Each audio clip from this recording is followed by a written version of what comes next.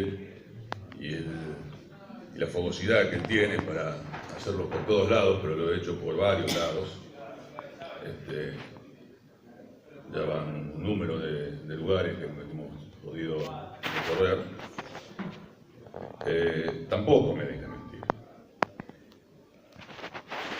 Pero en este caso no hace falta convocar a ninguno de los dos para certificar algo que quedó por escrito oportunamente, y en particular creo recordar bien, espero, que en el documento de Setúbal II que salió en Salta, donde decíamos, Alejandrina, el Changi, la gente en Salta, tantos que suscribimos ese documento, decíamos que entendíamos que el gobierno había chocado la calecita y que la crisis cambiaria por entonces a la que nos referíamos, que era la de abril-mayo, era la evidencia de mercado de una crisis política. Lo decíamos con convicción porque analizábamos las cosas, pero realmente no imaginábamos que nos habíamos quedado a mitad de camino con el comentario y que el resto del camino lo íbamos, para peor, ver verificado con tanta prontitud, digamos, en una vorágine de acontecimientos que supera inclusive toda imaginación.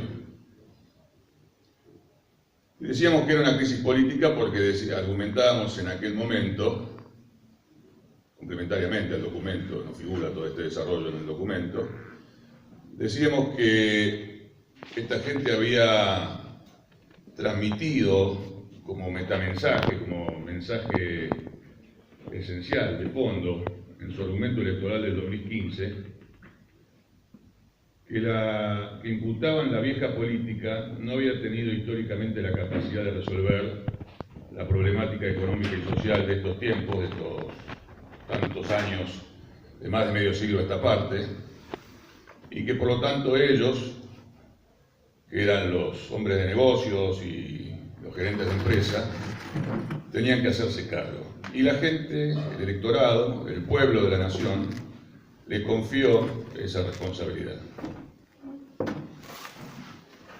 Por lo tanto, cuando la corrida de abril y mayo puso en evidencia el fin del programa económico vigente hasta ese momento, no era solamente la terminación de un programa para ser reemplazado por otro, sino que era una crisis de gestión, y por lo tanto de gestión política. Este gobierno se agotó políticamente ya entonces, y terminó de rubricar, de ratificar, de evidenciar su agotamiento final y total en esta última oportunidad. Hoy llevan una inercia, el país está a la deriva. La inercia es, me agarro de la baranda que me queda, que es el ajuste fiscal, como argumento único a poder exhibir, que en realidad, para que ustedes entiendan qué es lo que quiere decir, porque bueno, todos hablamos sobre la cuestión fiscal y siempre es mejor tener equilibrio que tener déficit, pero el déficit es un instrumento y los instrumentos no son ideológicos, son instrumentos. Lo que es ideológica es la política económica, en todo caso, pero no los instrumentos. Y el déficit en la economía desde antes de la guerra a esta parte largamente se entiende, más allá de ser un desequilibrio como tal, y todo equilibrio debe ser equilibrado, como un instrumento. De hecho, si crecemos, estamos en desequilibrio, porque el equilibrio es una situación estática. Crecer, una situación dinámica, supone desequilibrios. Por lo tanto, insisto, es un instrumento. Y sin embargo se ha ideologizado y se ve como si fuera la maldición, y entonces la restauración de todos los males es equilibrar el déficit. Bienvenido si se pudiese equilibrar con costos que fueran aceptables y bien distribuidos, que es otro tema que también deberemos correspondientemente discutir. Pero decía, se aferran al déficit como si fuera la gran salvación. Y el segundo punto es tratar de mantener, venía siendo tratar de mantener una suerte de equilibrio mediocre, llamo yo, en el mercado cambiario, evitar lo que finalmente ni siquiera pudieron evitar, que era una corrida de estas, que lo pusiera en el peldaño del helicóptero. Y digo esto no en un sentido destituyente, como rápidamente seguro reaccionarían, sino en el sentido de hasta dónde llevan la gobernabilidad y la volatilidad de las instituciones con este tipo de políticas. Por supuesto que quienes argumentamos siempre la necesidad de convocar a un gran entendimiento que permitiese encarar ahora lo que yo entiendo debería ser un programa de emergencia económica, definiendo políticas para la emergencia y la distribución de costos y de cargas debidamente asignadas como para que esto tuviese el consenso de todos, somos seguramente los que somos imputados, sin embargo, de que hacemos tremendismo y que jugamos en contra de la estabilidad institucional. Falacia de la política. Ahora, decía, aquel documento ya ponía en evidencia una crisis política. Y esta crisis de política finalmente emergió a la superficie y hoy ya no es la necesidad de evitar convulsiones de mercado que ya han sucedido y esperemos que no se repitan, pero estamos parados arriba de una madera y está ese equilibrio sobre un escarbadiente. Me refiero en términos de nuevas corridas, de riesgo de nuevas corridas, porque en realidad yo vengo a decir básicamente dos cosas. La primera es que, como toda crisis de magnitud, es multicausal. Y hay varios argumentos que podemos leer en los medios, todas tienen parte de verdad. Ninguna, creo yo, es crítica en términos de importancia relativa a generar una crisis de una magnitud como esta. Se habla de dificultades de comunicación, de contradicciones por falta de coordinación, se habla de que se hace jugar indebidamente la figura presidencial y se refuerza entonces la sensación de inestabilidad, se habla sobre la crisis supuesta de países emergentes, que hay una situación en torno a los países emergentes, pero para poner esto en un sentido de mensura, digamos que el riesgo país promedio en los países emergentes creció en torno a 60 puntos básicos, es decir, a 0,6 de 1%, ¿no? Cuando el riesgo país en Argentina creció 10 veces más que eso en el mismo periodo. O sea, evidentemente puede haber una situación que es apenas un corrimiento, la tasa sigue siendo del 3%, la tasa de referencia que era de los bonos del Tesoro norteamericano a 10 años. Para dar una referencia también de magnitudes, nosotros enfrentábamos esa tasa en el 16% en épocas de Alfonsín, por ejemplo. Entonces, no son estas las causales. No es el tema externo, decía. No es el tema de contagio y la liga turca. Por el contrario, nosotros estamos contagiando otras monedas, como es el caso de la rupia india y la rupia indonesa en este momento. Somos nosotros, pero somos nosotros significa lo siguiente. Son las inconsistencias propias de este programa económico desde su inicio hasta su crisis en mayo, su restablecimiento en la primera ronda con el fondo y la continuidad recalcitrante de más de lo mismo desde entonces a esta parte. Ustedes recordarán que cuando Macri sorprendió a todos con un discurso breve y de la misma técnica comunicacional que este último, anunciándonos que iba al fondo, usó una referencia que dijo: ahora sí se acabó le echó la culpa a lo que llamaron ellos el gradualismo, dijo: ahora vamos a ratificar el rumbo más intensamente. O sea que más de lo mismo, con más intensidad, con más profundidad. Y más de lo mismo, con más intensidad, con más profundidad, da más de lo mismo como resultado, con más intensidad y más profundidad. Es más, esto lo planteo como una hipótesis, es un trabajo a realizar con el tiempo que ahora los tiempos políticos no permiten. Creo que nos está haciendo un favor a los que no pensamos en términos de política económica como piensa este gobierno. Creo que es una demostración final, después de tantas experiencias pasadas, fallidas, recalcitrantemente en la misma dirección y en el mismo resultado, de que el liberalismo económico no puede aplicarse en Argentina para salir de los problemas estructurales de la Argentina. Será eventualmente para algún otro estadio de la Argentina soñada, en alguna otra oportunidad, pero no para poder salir de los problemas que venimos arrastrando los últimos 70 años. Y creo que esta es la prueba flagrante. Este es un gobierno que ha aplicado todo el recetario, con todo el margen de libertad política posible, con todos los apoyos posibles, de adentro, de afuera, de los medios, digamos, y del contexto político desarmado que se le podía eventualmente oponer durante estos casi 3 años, y el resultado es este. A apelar a aquellos a los que apeló, le contestaron como le contestaron. A mí me preguntaban en alguna oportunidad que anduvimos por Córdoba con el Changue en una audiencia televisiva si este fondo era el fondo bueno o era el mismo fondo de siempre.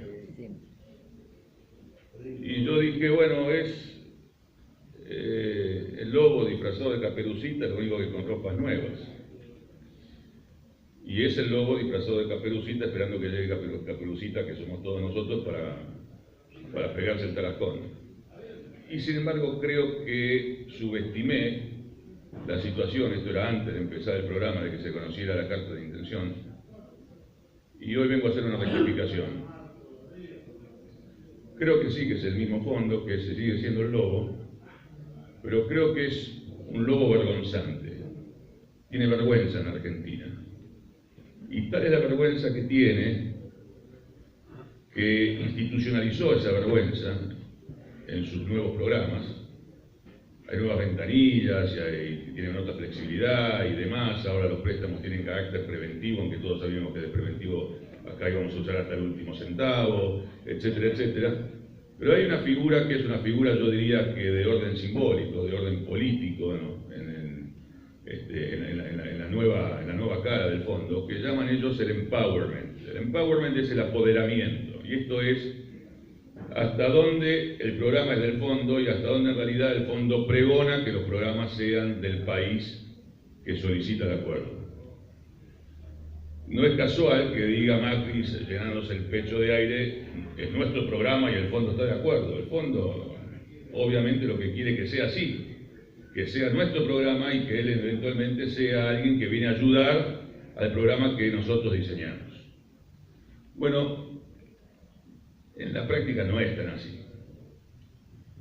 Se diseña el programa de manera conjunta. Algunos sabrán, otros no. A mí me tocó estar allá hace muchos años. Les aseguro que sé de lo que estoy hablando. Esto se diseña de manera conjunta y el fondo tiene una participación directa, concreta, activa, condicionante, tanto en el diseño como eventualmente después en la ejecución a través de la condicionalidad que se impone y del control de esa condicionalidad para aprobar los sucesivos desembolsos que están programados, valga la redundancia, en el programa. Por lo tanto, que se haya cometido los errores que se han cometido no solamente es una responsabilidad del gobierno y de los negociadores del programa y por lo tanto contribuyentes a su diseño, sino también de aquellos que en representación del Fondo Monetario han avalado y han de alguna forma también contribuido a ese diseño.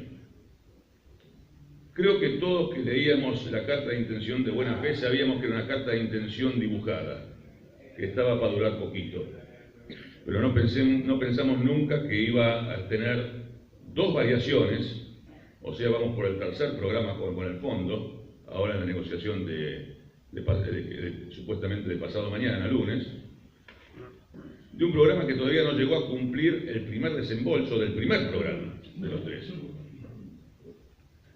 La velocidad de los acontecimientos se devora todo. Así como se ha devorado el capital político del gobierno, se viene devorando los programas que el gobierno intenta, de alguna manera chapucera, pero de la que puede, en medio de la crisis, tratar de poner en práctica para tratar de detener la sangría, porque todos coincidimos que lo primero que hay que hacer cuando hay una hemorragia es poner un torniquete y después vemos cómo estabilizamos el paciente y después vemos cuál es la terapéutica de fondo. Pero primero hay que parar la sangría. No se puede aplicar una terapéutica cuando corremos riesgo de que el paciente se nos desangre. y no consiguen parar la sangría con nada. Le tiran con un cañonazo a una mosca, que esta ya no es mosca, sino que es un avión supersónico, pero que bien podría haber sido manejado como mosca si se manejaba mejor, y tampoco sirve. Por lo tanto, yo decía, más allá de endosar la teoría de las 4 tormentas convergentes de las que hablaba Changi, acá estamos hablando de una que es la impericia. Yo vengo a decir, además de todas esas tormentas y además de factores coadyuvantes, como dijimos, el condicionamiento externo, el tema de los cuadernos y todas las excusas conocidas y por conocer con que nos bombardean todos los días en los medios, lo que hay es una cuestión esencial al diseño del programa, que se sabía, quienes tenemos alguna visión de estas cosas, humildemente, y somos muchos, esto no es ninguna cuestión providencial, sabíamos que iba a terminar donde iba a terminar, porque estos programas llevan indefectiblemente a estos resultados en Argentina. La segunda cuestión que vengo a decir es, creo que por todo muy evidente, no estoy diciendo nada nuevo, es parte de la impericia también, y es la incapacidad política. Porque estas cosas tienen las falencias de diseño y tienen las falencias de consistencia técnica, pero antes que nada, lo que tienen es gran incapacidad política. Está manejado por gente que detesta la política, se asusta ante una situación de perspectiva de crisis y se confunde. Pierde el sentido de la noción de dónde está, de qué hacer y de cómo hacer. Y entonces los errores, ahí sí, las contradicciones, los errores de comunicación, las descoordinaciones, la falta de clarificación, etcétera, se hacen todas evidentes. Pero en realidad lo que hay es la falta de una visión de Estado, un hombre de Estado, con capacidad de Estado, que maneje crisis.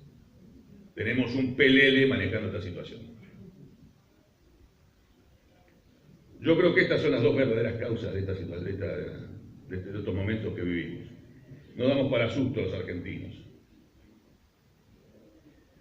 O nos bombardean con cuadernazos en un espectáculo dantesco de Republiqueta, donde es hablar de una antiguaya, pretender alguna ética pública.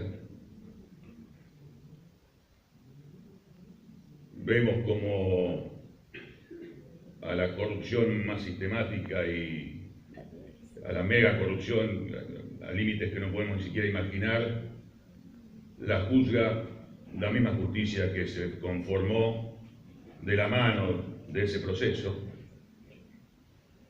Y miramos esto entre indignación, sorpresa y un poco azorados de que este espectáculo dantesco se nos ponga delante, solo para darnos vuelta, sentir la percepción de que están jugando con nuestros bolsillos permanentemente y a la primera de cambio nos encontramos otra vez con un terremoto de estos y con reacciones de quienes deberían tener la capacidad de contención o de hacernos sentir de que el problema puede ser encapsulado para su abordaje de solución, echando más leña al fuego.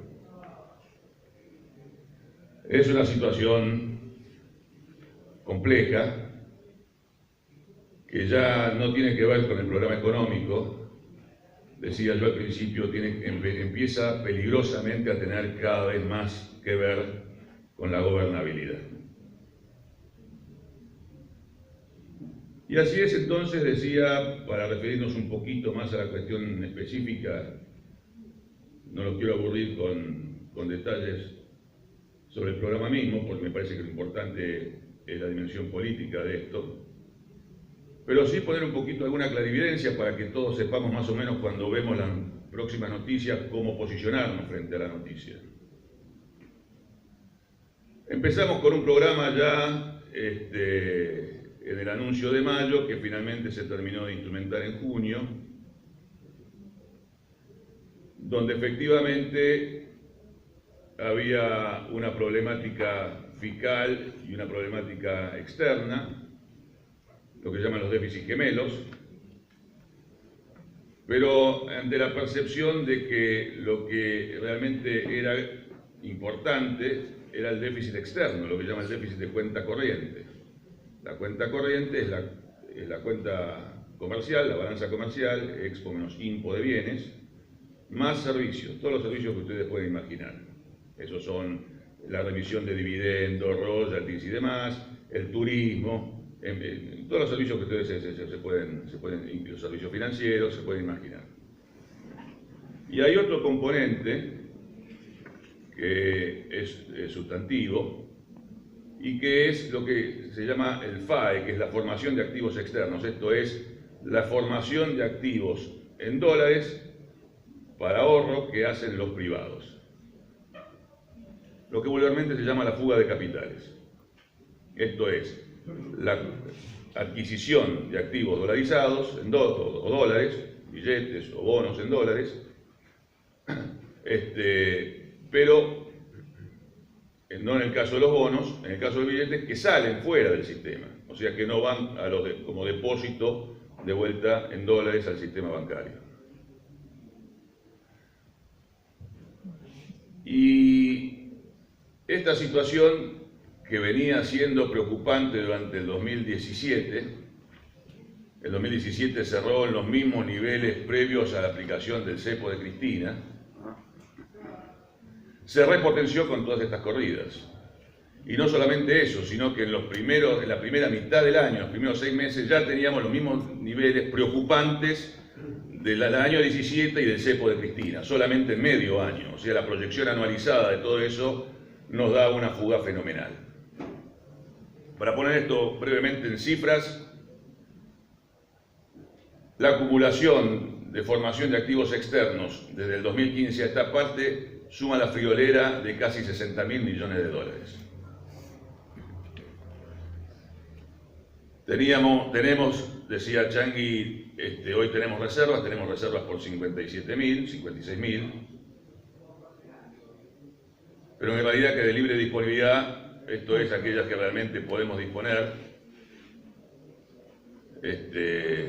no llegamos a los 30.000, estaremos en 28, 29.000.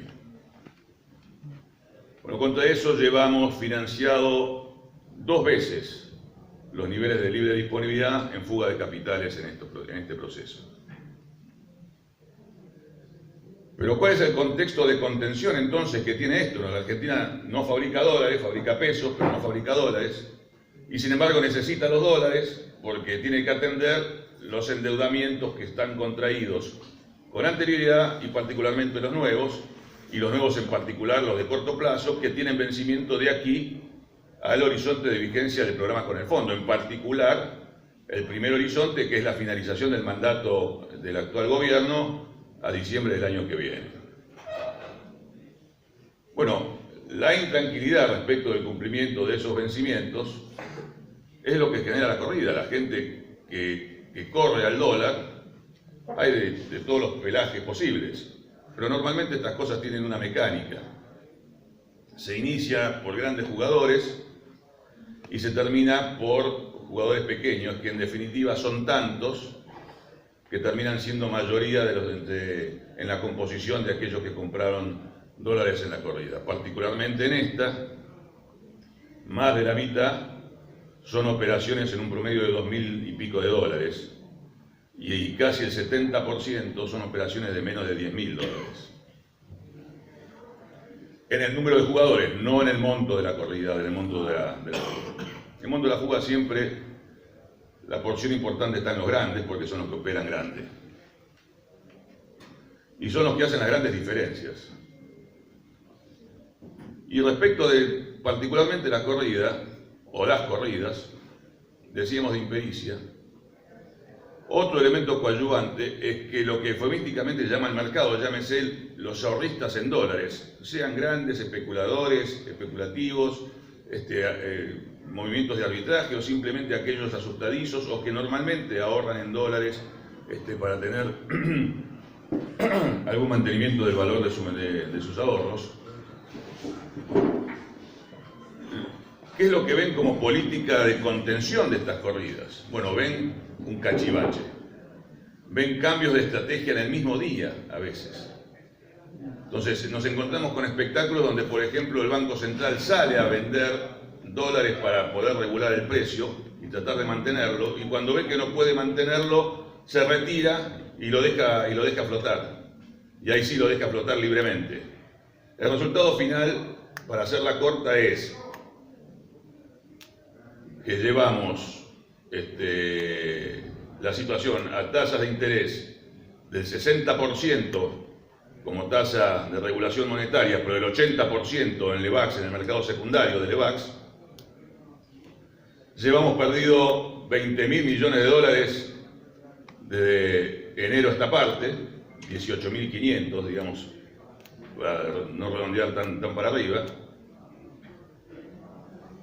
Y hemos devaluado en un 107% en lo que va del año, 107%. 120, 119 exactamente, agosto contra agosto. Y para darle una medida de la dimensión de las corridas que sufrimos, esta última significó un 11% en un día, llegó a ser un 15%, luego bajó, de un 20% en 2 días, de un 35% en una semana. Esos son procesos de licuación generalizada de activos. Los únicos que se benefician de la licuación generalizada de activos son los capitales especulativos. Los empresarios ven licuados sus patrimonios, ven licuadas sus empresas. Si hay algo que hoy tiene preocupado el empresariado, el gran empresariado nacional, que todavía de la boca para afuera mantiene un apoyo cada vez más crítico, pero un apoyo al gobierno, es la preocupación de que vengan por sus empresas y se las compren por 2 mangos, porque sus activos en dólares han caído entre caída del precio de acciones, devaluación, han caído en un promedio de un 45, un 50%, valen la mitad de lo que valían a principio de año. Y no son empresarios pymes o no son empresas medianas. Estamos hablando de grandes empresarios en grandes complejos que han llevado muchos años construir. Son situaciones de extrema vulnerabilidad. Por eso digo, más allá de la sensación de conmoción que estas cosas generan, eventualmente si la corrida deja de ser tan dramática, haya un poco de un remanso de paz, alguna sensación de que la cosa puede tener alguna visión un poquito más optimista. Lo que hay sí es una sensación establecida para quedarse, permanente, a menos que haya un cambio claro de política, de vulnerabilidad. Y esto es lo que nos intactiniza a todos. Por supuesto que para hacer referencia a lo sustancial, así como enfrentamos devaluaciones del 100%, del 107% del principio de año, hemos enfrentado paritarias del 15%. Es surrealista. Es difícil de explicar afuera estas cosas. Y todavía pretenden que vaya conflictividad social. La entienden como desestabilizante. Yo digo, ¿cómo reaccionarían ellos si en realidad fuera al revés, las ganancias fueran del 15% y la desvalorización de sus activos fuera del 100%?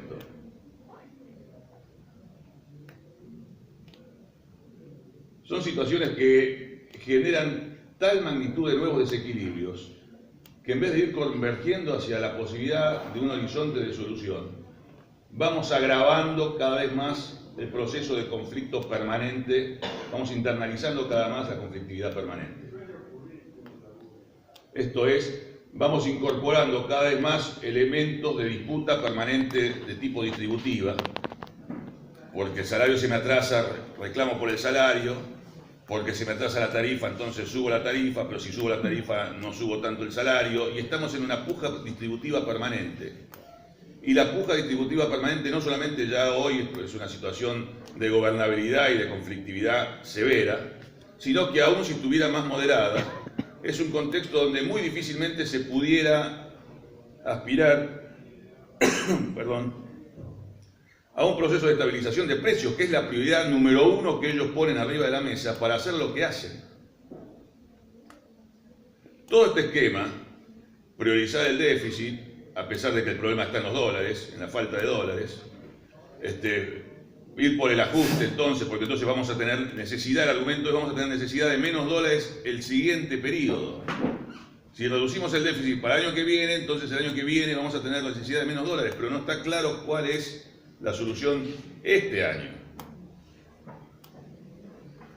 Se le pide un programa y no sabemos cuál es, fijan una meta de déficit fiscal con el fondo y no sabemos dónde se ajusta. Recién después empieza la negociación. El nivel de improvisación es total. ¿Son las asignaciones familiares? No, mejor no, porque se enojaron.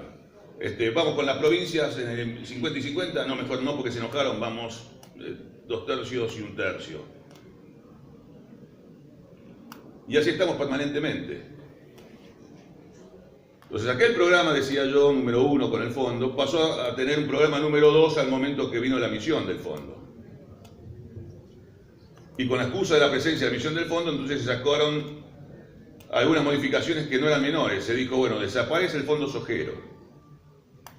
Pero eso es para la meta de déficit del año 2019. ¿Por qué desaparece ahora? Y desaparece ahora porque necesitamos fortalecer la posición negociadora del presupuesto.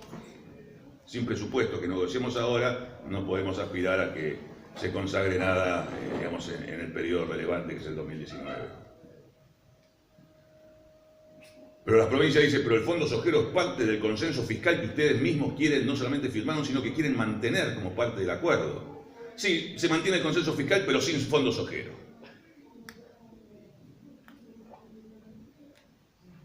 Número 2, se liberalizaron las retenciones porque el sector agropecuario, por definición, el más competitivo de la economía, es el que tiene que generar las divisas y entonces tenemos que darle una mega traslación de ingresos, importantes márgenes de rentabilidad, tanto como se pueda, para poder generar las divisas necesarias para el equilibrio externo. No importa si favorecemos la producción extractiva, en vez de, no importa si el sector primario es expulsor de empleo y de migración hacia los grandes centros urbanos, no importa si favorecemos el monocultivo. Tampoco es el mismo sector primario tan monocultivo y primario de principios del siglo XX. Hoy hay una industria, una agroindustria a favorecer, es cierto. Y es cierto que es estratégico. Pero resulta que tenemos que aplicarle ahora algunos impuestos. Retomamos retenciones para aquellas industrias que le agregan valor a los granos, no para los granos, no para los productores, pero sí para las aceiteras. Reducimos reembolsos, reducimos reintegros.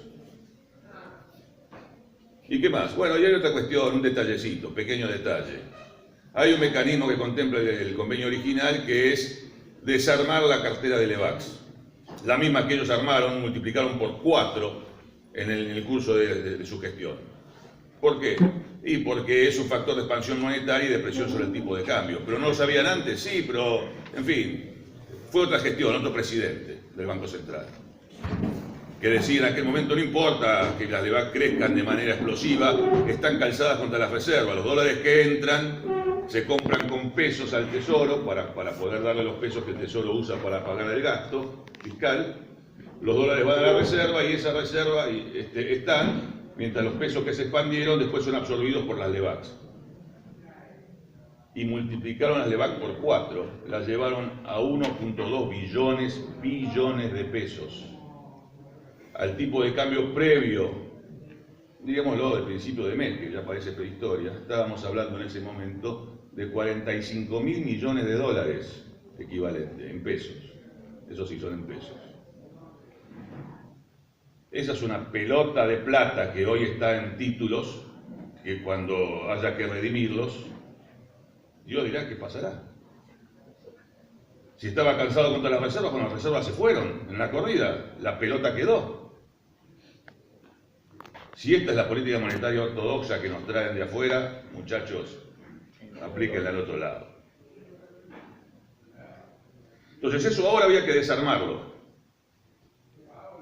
Y entonces se organizó un esquema por el cual se rescataban desde el Tesoro aquellas letras intransferibles que Cristina había hecho emitir el Tesoro contra el Banco Central para obtener las reservas del Banco Central en su momento para ir pagando la deuda externa que Cristina fue pagando usando las reservas. Las reservas son del Banco Central, la deuda es del Tesoro, siempre.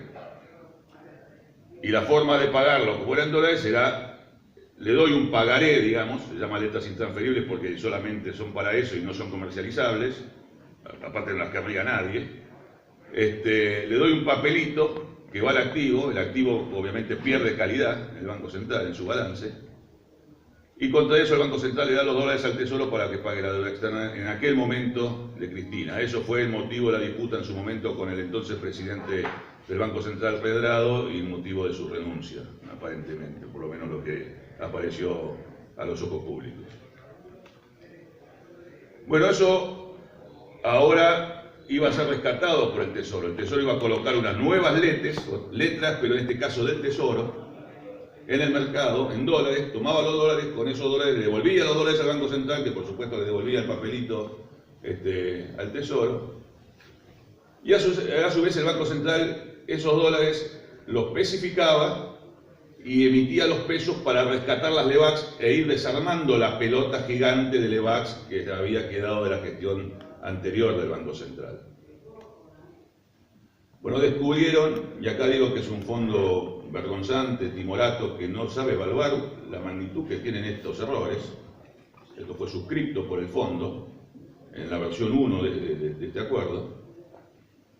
Descubrieron que esto era un elemento de fuerte presión al tipo de cambio y motivo de más de un amago de corrida en este tiempo inmediatamente previo. Muy bien, entonces llegó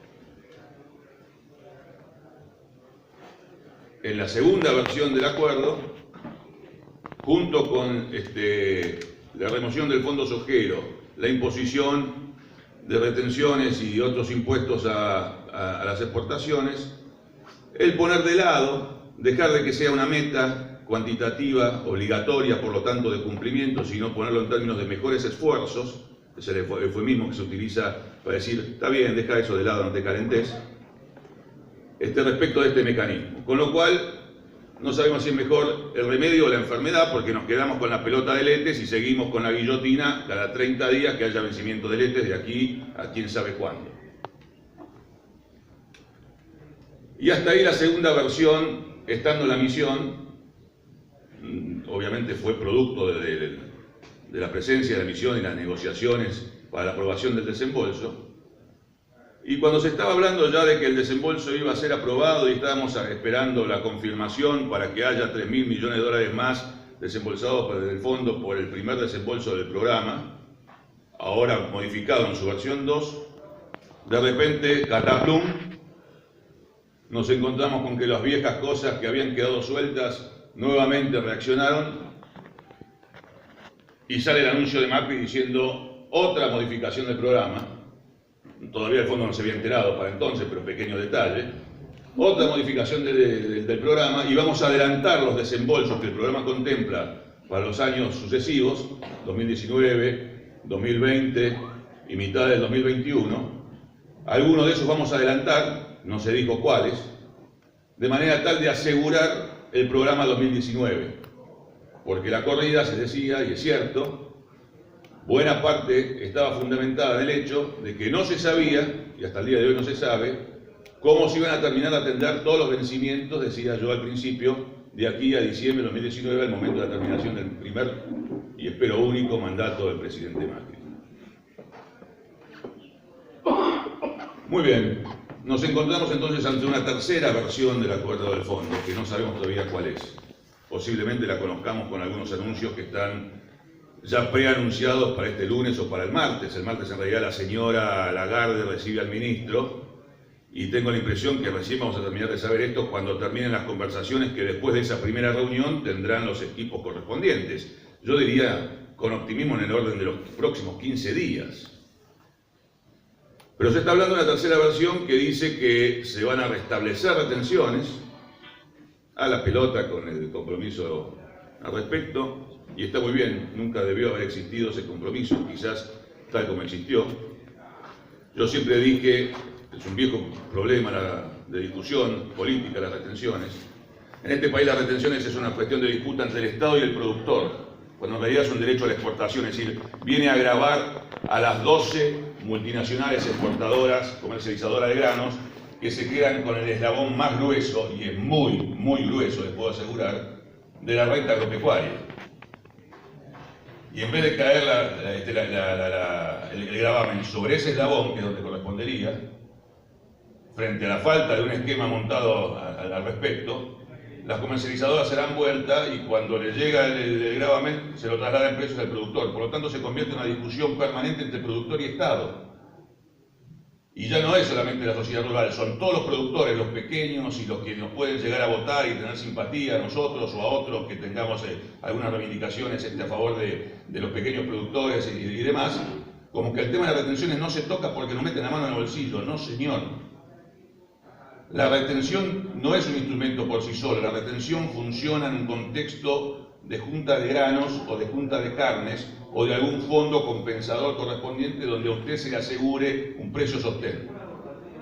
Entonces, si yo aplico la retención, pero a usted le doy un precio sostén que le garantiza una rentabilidad, el impuesto o el derecho, porque no es un impuesto, efectivamente cae sobre la comercialización sin la posibilidad de que el comercializador se dé vuelta y lo traslade. Porque cuando le quiera bajar el precio con el cual le va a comprar el grano a usted, si usted tiene un sostén más alto, no va a poder, usted no le va a querer vender. Le va a vender al precio sostén. ¿Quién es el precio sostén? El Estado. Pero el Estado no tiene infraestructura, no tiene silos. No importa. No importa. Lo puede hacer por cuenta y orden en los mismos hilos que hoy existen, que son los de la cooperativa a lo largo y ancho de todo el país. Tampoco las multinacionales tienen todos los hilos que se necesita para el total de las 130 millones de toneladas de cosecha. Esto se ha tergiversado y se ha convertido en una discusión abstracta, y entonces es una disputa permanente entre el productor y el Estado. Y entonces la crítica. Bueno, ahora, en ese contexto, y no en el que planteamos siempre nosotros, y hemos hecho escuela al respecto, también las juntas, es un invento radical, ratificando la larga serie ya anunciada por Changui antes. En este contexto y no en aquel, se restablecen retenciones y se dice que van a ser del orden del 5% por aquellas que fueron llevadas a cero, que son básicamente trigo, maíz, girasol, sorgo, y que la reducción de medio punto por año, por mes, que se venía siguiendo medio punto por mes en soja, no solamente se va a suspender, sino que se va a restablecer también un 5%, que eso quedó congelado en 23.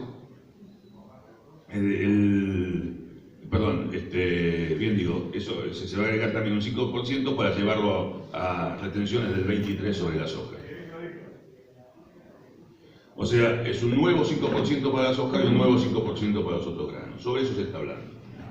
Se habla también de que eventualmente el IVA podría sufrir el incremento de un 1%, llevarlo a 22%. Creo que debemos estar entre los países récord de aplicación de la alícuota de IVA, y además se hace con un criterio universal, lo cual es extremadamente contrapuesto contra todo principio de progresividad tributaria. Paga el mismo IVA el tipo que compra un caramelo con un sueldito que el tipo que compra un caramelo siendo multimillonario. A eso el manotazo de la emergencia le pone la idea en la cabeza de generar IVA. No nos metamos en realidad con la versión esta que decía de que podía gravarse bienes personales, porque como hay 120.000 millones de dólares blanqueados, no podemos gravarle bienes personales ahora. Y se habla de algunas medidas también complementarias, como poner un tipo de cambio diferenciado para el turismo, pero no tocamos el movimiento de capitales, que es libre, que vengan los especulativos o no, los que quieran, que salgan, que entren cuando quieran, no es problema, y que los exportadores que exportan no tengan tampoco obligación de liquidar la divisa en Argentina, que la tengan afuera si quieran, que no hay problema. Nosotros arreglamos con los dólares que hay. Bueno, quise poner el sujeto un poquito en contexto. Una cosita más, nada más. Cuando se dice de que se va a llevar el déficit entonces a algún lugar del medio punto del PBI, del medio por ciento o de cero, en realidad lo que se está buscando es adelantar el cumplimiento que está programado para los sucesivos años de los 3 que se acordó el acuerdo con el fondo número 1. En este acuerdo número 3, adelantarlo tanto como sea del caso, todavía estará por verse, en los anuncios se verá, para poder asegurar los dólares para el año 19. Esto es, si yo, en vez de tener la progresión de 3.000 millones de dólares por trimestre, que es la progresión que tiene el programa número 1, de aquí en adelante, y que deja una brecha de 8.000 millones de dólares que Argentina tenía que obtener colocando letes en el mercado de dólares argentinos, por supuesto eso ya no existe más, y que encima esa brecha se agrandó porque la devaluación hizo que hubiese fuga de capitales y entonces las necesidades para cerrar los dólares necesarios para atender todo, incluyendo los vencimientos de deuda, son mayores y hoy están más o menos estimadas en orden de los 15.000 millones, todavía faltantes a diciembre del 2019. Bueno, adelantemos los desembolsos del fondo. ¿Por qué? Porque no nos da pelota más nadie. No podemos conseguir un mango, un dólar ni siquiera de argentinos en Argentina. Colocamos letes y nos fue mal. Renovamos letes, que era parte del convenio del acuerdo número 1, y renovamos la mitad. Y eran signos peligrosísimos porque se desfinanciaba el programa, y así fue como recibimos las corridas complementarias de estos últimos tiempos. Por lo tanto, adelantemos los desembolsos del fondo. Y al adelantar los desembolsos del fondo, adelantamos también la condicionalidad. Entonces, lo que era una reducción progresiva del déficit ya suficientemente agresiva, ya la meta del año que viene para el déficit primario era del 1.3, del 2.7 que es la meta para este año, que se iba a sobrecumplir porque se capturaba lo que se llama el impuesto inflacionario. La inflación jugaba a favor de mayores ingresos nominales. Este año no había problema, no va a haber problema, pero el año que viene sí era un problema porque había que bajar el déficit en 1.4% del PBI. Fenomenalísimo ajuste. Ninguno de los 26 acuerdos con el fondo previos y sus versiones de ampliaciones o modificaciones que son bastante normales, ninguno tuvo la intensidad de esa reducción en ese lapso de tiempo en ningún caso. Ya era en el acuerdo número 1, llamo yo, del fondo, el ajuste más severo de la historia de los acuerdos con el fondo. Bueno, eso ahora, al adelantar los desembolsos, trae también las metas de los años sucesivos, que son justamente del 0,5% para el 2020 y del 0% del déficit primario para el 2021. Por lo tanto, habrá que ver si con los desembolsos que estaban previstos para el 2020, adelantados al 2019, es suficiente. Pensemos que son 3.000 cada trimestre, estamos hablando de 8 trimestres, son 24.000 millones de dólares, ¿no? Debería ser suficiente. Habrá que ver cuál es la magnitud de la corrida, de la fuga de capitales para saber si son suficientes o todavía no. Y entonces será un objetivo fiscal de déficit primario para el año que viene adelantado del 0,5% porque es el que estaba previsto para el 2020. Y si ese no es suficiente, adelantaremos también el que estaba para el 2021, que era del 0. Y entonces, en vez de bajar del 2,7 al medio, bajaríamos del 2,7 al 0. No existe, muchachos, eso. No hay manera que ningún tejido, ni económico, ni social, ni político, y menos en este estado de vulnerabilidad, resista ese nivel de ajuste. Y no hay manera de que aún si ya no trabajamos solamente solo los gastos, sino que también vamos a poner algún impuestito vergonzante, como es un 5% de retenciones, para poder ayudar un poquito a remar el bochín, no hay manera. Estamos distantes de acá al otro lado del océano y me están hablando de mover la bocha a 2 metros. Por lo tanto, termino donde empecé. Más de lo mismo, más intenso y más rápido, va a volver a llevar, lamentablemente, discúlpeme que sea transmisor de malas expectativas, a los mismos resultados, más rápido y más intenso. Para terminar, ¿dónde se para el radicalismo frente a este escenario dantesco? Disculpe, solo una consulta, para ampliar esta última parte. Cuando usted dice el sobrecumplimiento de las metas, ¿solamente tiene como objetivo el hecho del adelantamiento del dinero sin ninguna programación a futuro de cuál va a ser la utilización del mismo? ¿O es nada más que para agregar liquidez? No, la reducción del déficit fiscal responde al hecho de que bajo la visión de política económica que rige, es lo que en la academia se llama el enfoque monetario de la balanza de pagos, los dólares que hay que conseguir son los que terminan financiando el déficit. ¿Por qué? Porque son los dólares que se traen para que, convertidos a pesos, es el tesoro el que se endeuda, los convierte a pesos, se los da al Banco Central que le da los pesos, con esos pesos se atiende el déficit fiscal. Por lo tanto, si yo reduzco el déficit, si yo redujera efectivamente el déficit a cero, no voy a necesitar endeudarme para pagarlo. Entonces, eso tiene una salvedad, que existe otra visión de la academia, tiene una policromía de distintas teorías, pero hay otro gran cuerpo teórico, otra gran corriente de teorías en realidad,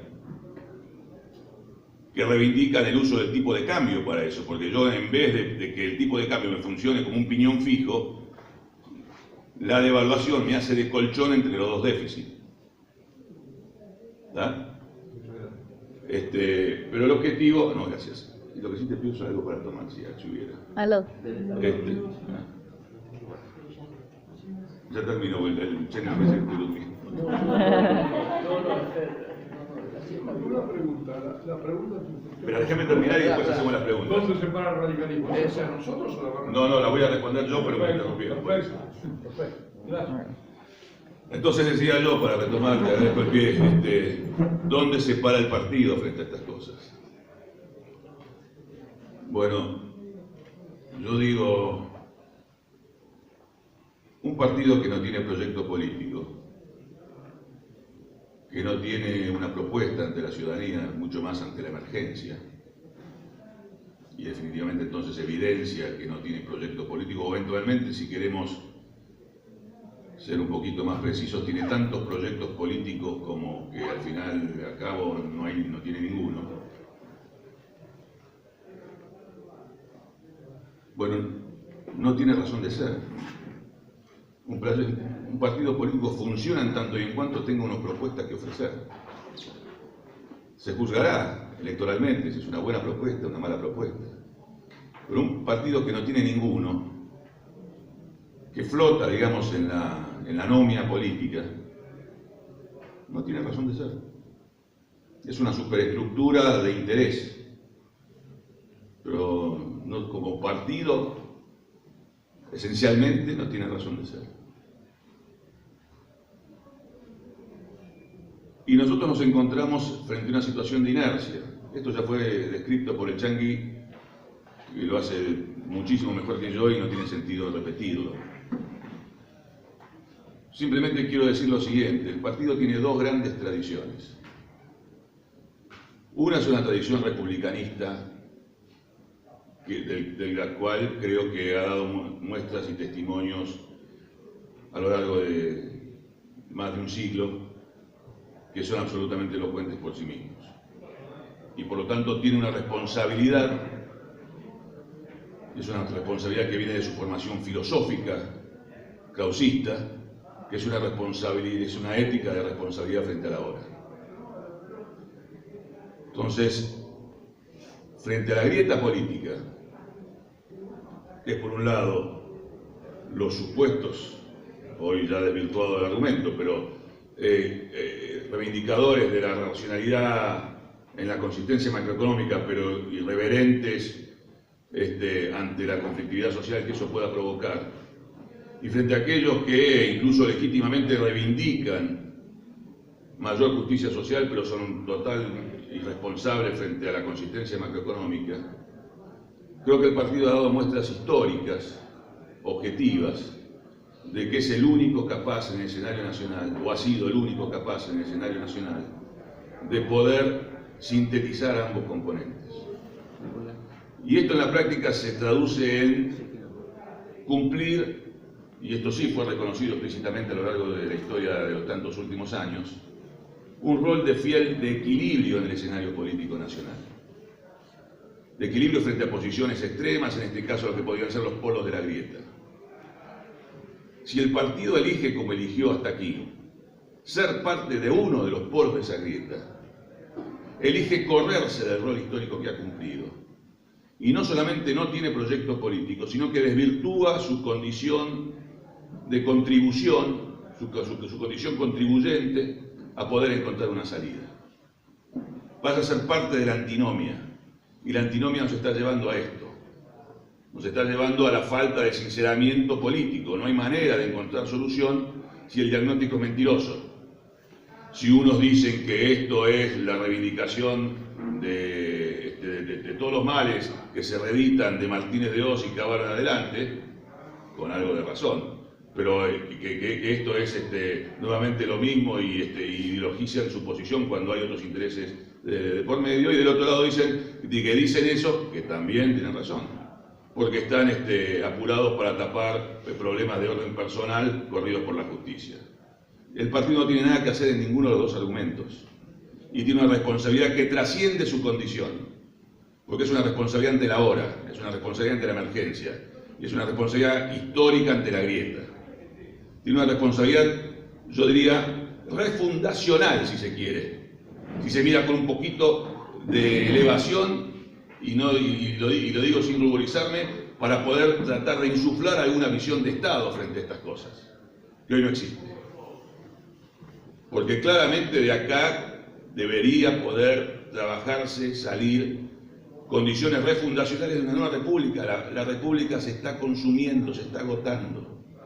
No solamente no hemos sido capaces de consolidar la dimensión social de la democracia a la democracia normativa del 83 e incorporarle la dimensión de la democracia social y económica, de la que Raúl hablaba, y hablaba también con aquella frase después tan vilipendiada sobre cómo la democracia se come, se educa, etc.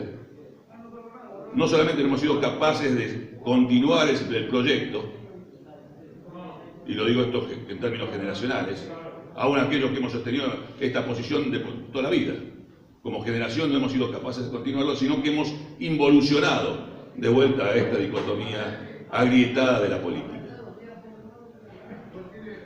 Por lo tanto, va más allá de una disputa interna, va más allá de una estrategia electoral para el año que viene, va más allá de una disputa de espacios o de disputa de la nomenclatura política partidaria, que en definitiva siempre es circunstancial.